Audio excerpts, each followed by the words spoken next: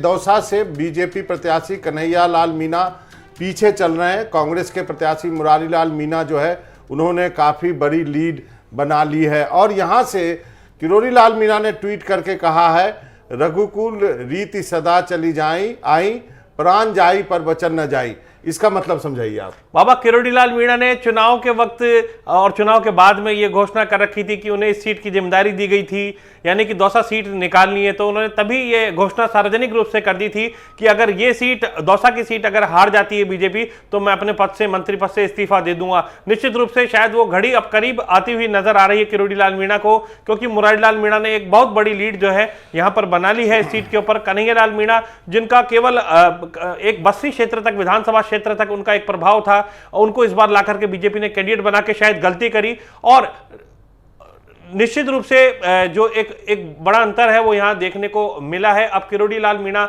ने संकेत देने की कोशिश की है कि मैं जो है इस्तीफा दे दूंगा। शायद वो संकेत इस और इशारा उनका जो है वो किया जा रहा है। और मुरारी लाल मीणा को खास बात ये भी है, सचिन पायलट के वो समर्थक हैं। दौसा जो क्षेत्र रहा है, राजेश पायलट के जमाने से सचिन पायलट, राजेश पायलट इनका एक गढ़ रहा है, क्षेत्र रहा है। और इस बार मीणों के साथ जो गुजर का जो समीकरण है ये भी बना, एक ट्वीट करके जो किरोड़ी लाल मीणा है, ट्वीट हम दिखा रहे हैं यहाँ पे, जो किरोड़ी लाल मीणा ने ट्वीट किया है। और ये राजस्थान की राजनीति में आने वाले तूफान का संकेत भी आप कह सकते हैं। जो किरोड़ी लाल मीणा ने ट्वीट किया, रघुकुल रीति सदा चली आई, प्राण जाए पर वचन न जाए। इन्होंने कहा था, ये बहुत दौसा की सीट, दौसा में गया था नीरज वहाँ पर, और जैसा कि आपने भी कहा कि सचिन पायलट की इज्जत दांव पे लगी हुई थी दौसा, क्योंकि हम सब जानते हैं दौसा फेमस हुआ है इस जो है पायलट परिवार के वजह से। पायलट परिवार के सभी लोग यहाँ से जीते हैं, चाहे वो राजेश पायलट की बात करें, रमा पायलट की बात करें,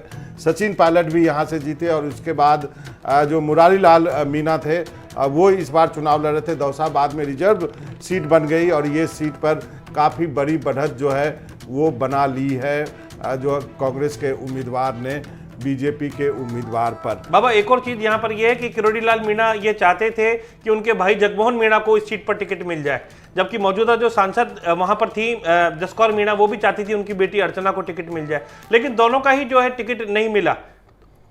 तो अब निश्चित रूप से इस चीज का जो नुकसान है वो कहीं ना कहीं पार्टी को हुआ है। दूसरा माना यह भी जा रहा है कि वसुंधरा राजे खेमे की जो नाराजगी थी वो भी शायद बीजेपी को उठानी पड़ी है इस चुनाव के अंदर। तभी एग्जिट पोल से बिल्कुल उलट आकर के जो चुनाव परिणाम या फिर जो रुझान है वो हम देख पा रहे हैं कि 14 और 11 आ गया, जबकि एग्जिट पोल में अधिकतम जो है वो 7 तक सीटें इंडिया गठबंधन को या कांग्रेस को दी गई थी। जरूर, आप कहेंगे 14 और 11 का जो आंकड़ा है वो कांग्रेस के लिए, जो पिछली बार भी कहा गया कि हैट्रिक होगी 25 की 25 सीटें बीजेपी लगातार 2 बार जीती आई थी, इस बार उस पर ब्रेक लगता हुआ लग रहा है और कांग्रेस जो है 10 से ऊपर का आंकड़ा पार करिए। मित्तल साहब हमारे साथ जुड़ गए हैं। मित्तल साहब, क्या कहेंगे इस आंकड़ों को देख करके आप? बाबा मैं यही कहूंगा कि ये जो आंकड़े हैं, ये भारतीय जनता पार्टी जो अपने आप को बड़ी उत्साह में बता रही थी कि हम हैट्रिक लगाएंगे, लेकिन मुझे ऐसा लगता है कि जो भारतीय जनता पार्टी के जो प्रादेशिक नेता हैं उन्होंने उतना सहयोग नहीं किया। मैं आपको यहाँ 2-3 उदाहरण जरूर देना चाहता हूँ। एक करौली धौलपुर के अंदर अभी जो सूचना आई है उसमें भजन लाल जाटव जो कांग्रेस के उम्मीदवार है उनकी करीब जीत तय हो गई है, घोषणा होना बाकी है। अब करौली धौलपुर में हम देखते हैं कि पूर्व मुख्यमंत्री वसुंधरा राजे, उनका प्रभाव क्षेत्र है, वो वहां की महारानी है वो, और अभी तक ये माना गया कि वो जो वहां निर्णय लेती है वही उसमें सफल होता है। मुझे ऐसा लगता है कि क्या नाम से वसुंधरा राजे की जो उपेक्षा कांग्रेस में भारतीय जनता पार्टी में की गई, उन्होंने सारा ध्यान झालावाड़ में लगाया और अपने पुत्र को जो उन्होंने क्या नाम से चुनाव जितवा दिया, लेकिन करौली धौलपुर का जहाँ की क्या नाम से वो राज परिवार से जुड़ी हुई है वो ध्यान नहीं रखा।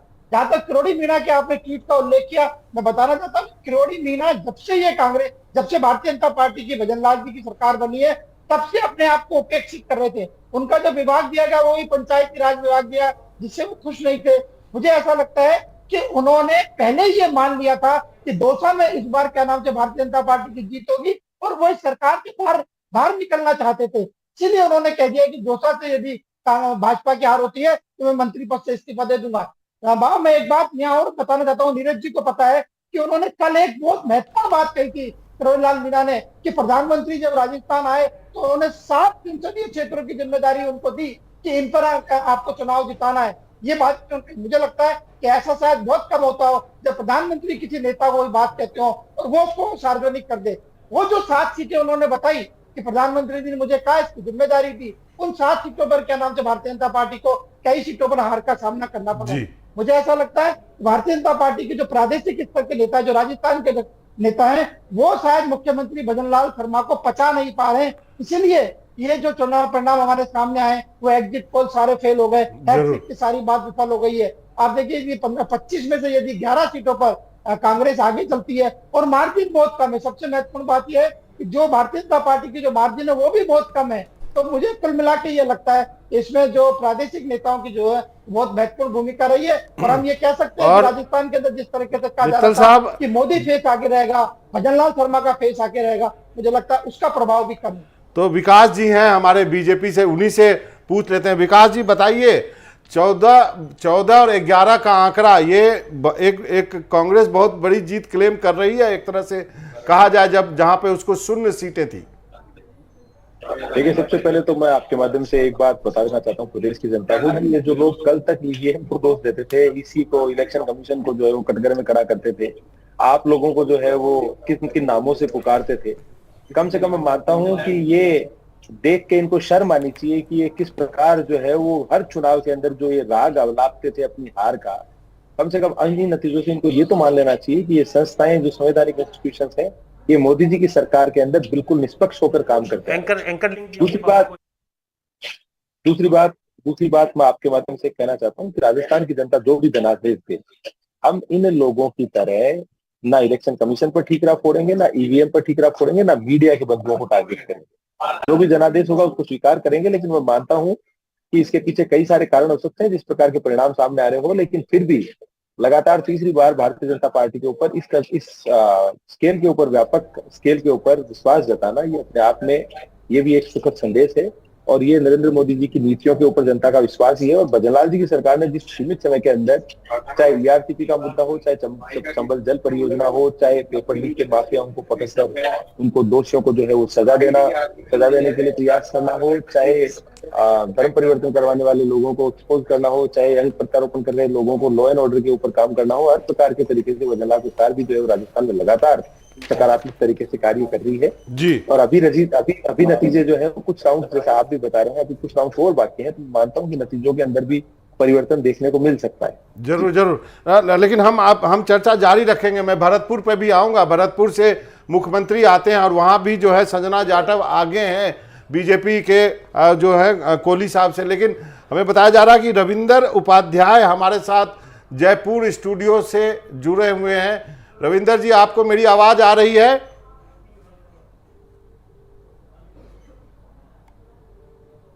हम जो है जयपुर स्टूडियो भी जाने की कोशिश करेंगे। रविंदर उपाध्याय वहां पे, फिलहाल चर्चा जारी रखते हैं। जो सवाल मैं मित्तल साहब पूछ रहा था विकास जी से कि भरतपुर की सीट यदि आप पीछे चल रहे हैं, अभी जहां से मुख्यमंत्री आते हैं, मैं गया था, मैं खुद अलवर, भरतपुर, ये सारे जगह में जो है फर्स्ट फेज में जितनी जगह पोलिंग होनी थी, बीकानेर, अजमेर में, चूरू वगैरह सब गया था।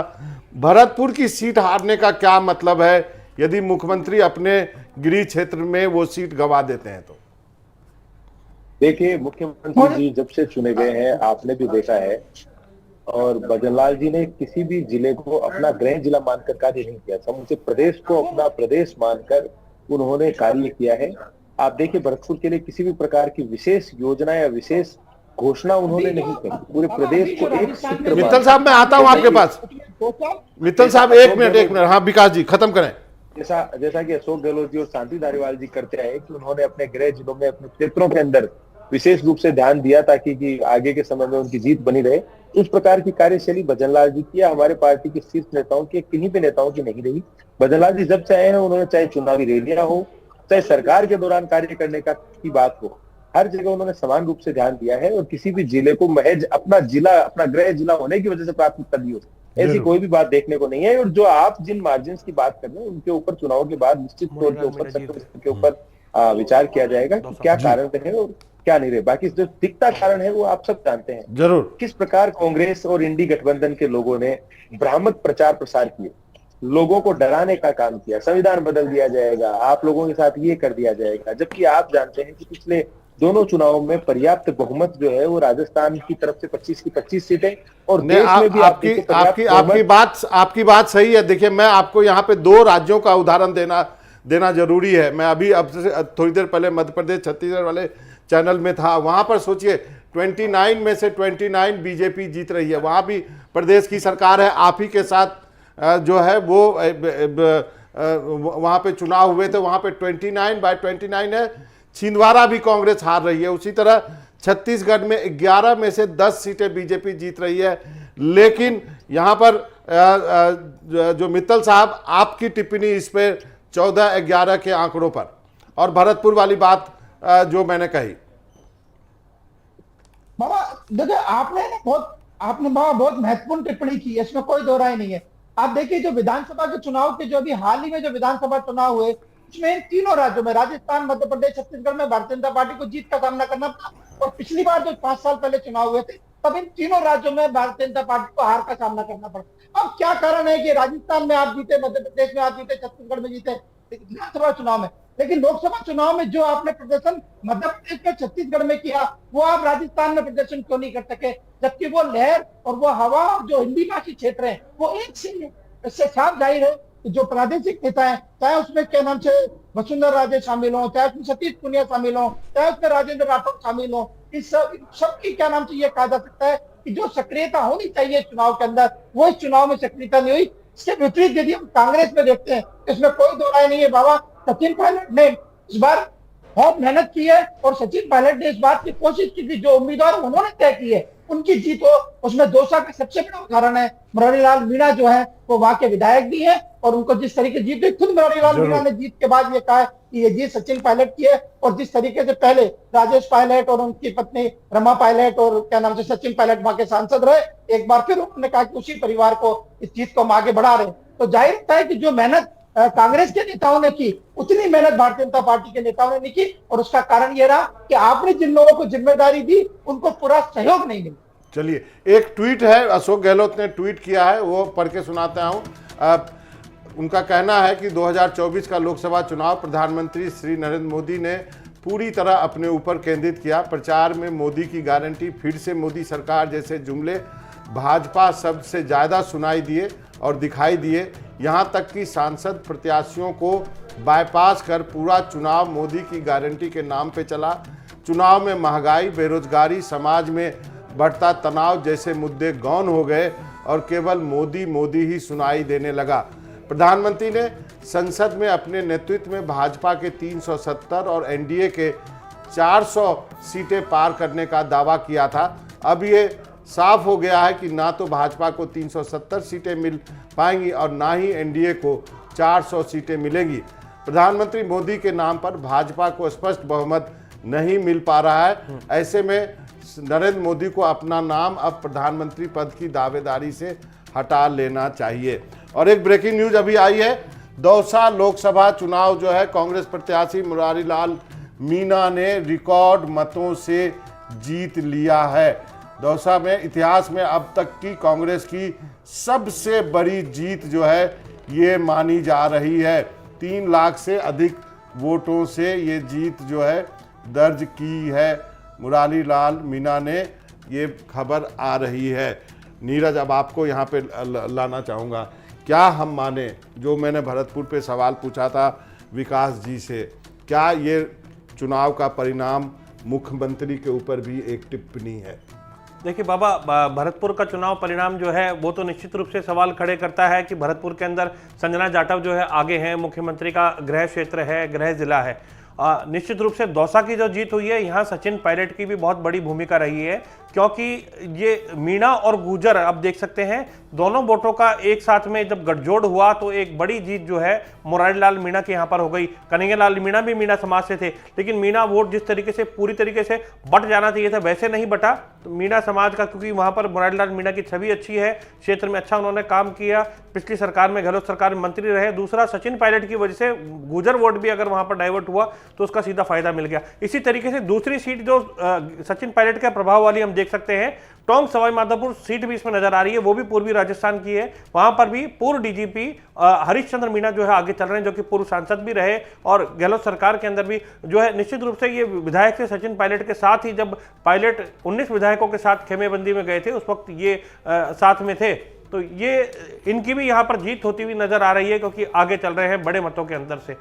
इसके साथ ही भारत आदिवासी पार्टी, जहां जहां कांग्रेस ने गठबंधन किया, देखिए वो भी स्ट्रेटेजिकली बिल्कुल ठीक साबित हो रहा है।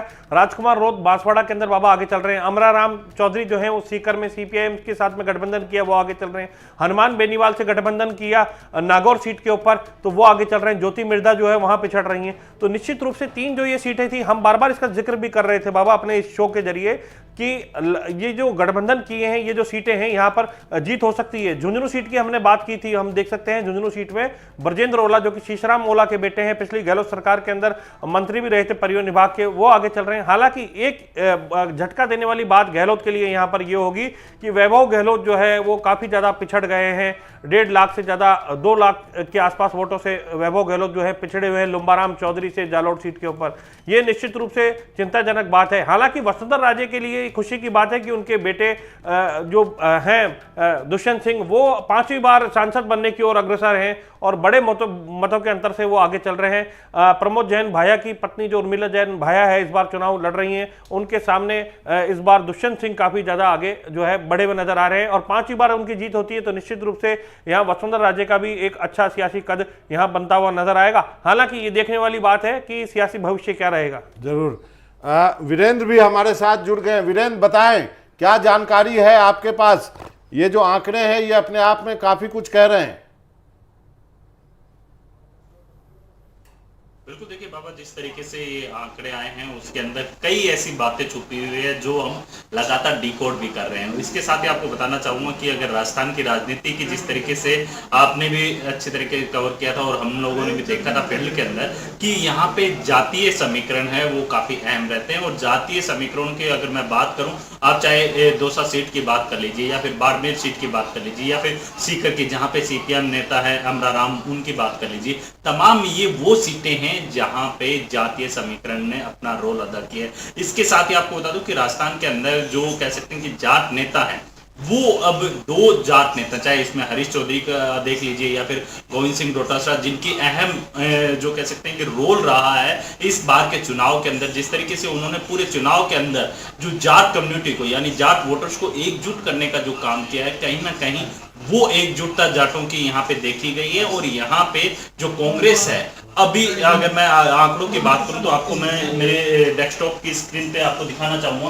कि ये अभी जो आंकड़े हैं, यहाँ पे 8 ऐसी सीटें हैं जहां पे आप देखेंगे गंगानगर सीट हो या फिर चूरू हो, झुंझुनू, भरतपुर, करौली, दौसा और टोंक, बाड़मेर, ये वो सीटें हैं जहां पे कांग्रेस फिलहाल आगे चल रही है। इसके साथ साथ आपको बताना चाहूंगा कि ये जो 3 सीटें आप देख रहे हैं इसके अंदर आप देखेंगे कि सीपीएम यानी जो सीकर लोकसभा सीट है वहां पे भी जो है जो कांग्रेस गठबंधन किया था कांग्रेस ने, वो उस सीट पे भी कांग्रेस को बढ़त मिलती हुई दिखाई दे रही है। इसके साथ साथ आप देखेंगे कि जो राजस्थान की जो 25 सीटें हैं उन 25 सीटों के अंदर आप जिस तरीके से एक अनुमान भी लगाया था हम लोग जब इसके ऊपर चर्चा कर रहे थे, उस समय आपने भी कहा था कि लगभग राजस्थान के अंदर 6 से 8 वो सीटें हैं जहां पे कड़ी टक्कर हो सकती है। और उसी अनुमान के मुताबिक जो रिजल्ट है अब सामने आ रहे हैं और ये अभी रुझान आ रहे हैं। जो वास्तविक जो तस्वीर है वो तकरीबन 12 बजे के करीब है, या फिर जो कह सकते हैं कि जो तस्वीरें आ रही थी वो लगातार अब तस्वीरें बदलती हुई दिखाई दे रही है। और जिस तरीके से आपने देखा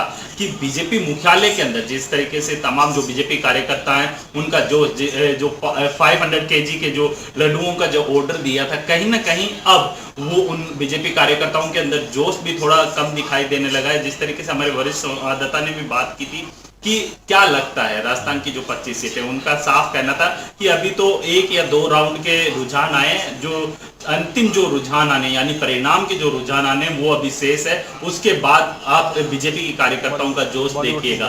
तो ये कई ऐसे चीजें हैं जो जातीय समीकरण हो या क्षेत्रीय समीकरण हो, तमाम जो समीकरण हैं यहाँ पे इस बार कांग्रेस ने पूरी बारीकी के साथ अपनी एक रणनीति बनाई और उस रणनीति के तहत 2 लोकसभा चुनाव के बाद इस बार जो कांग्रेस है अपना खाता खोलती हुई नजर आ रही है। जी जरूर हम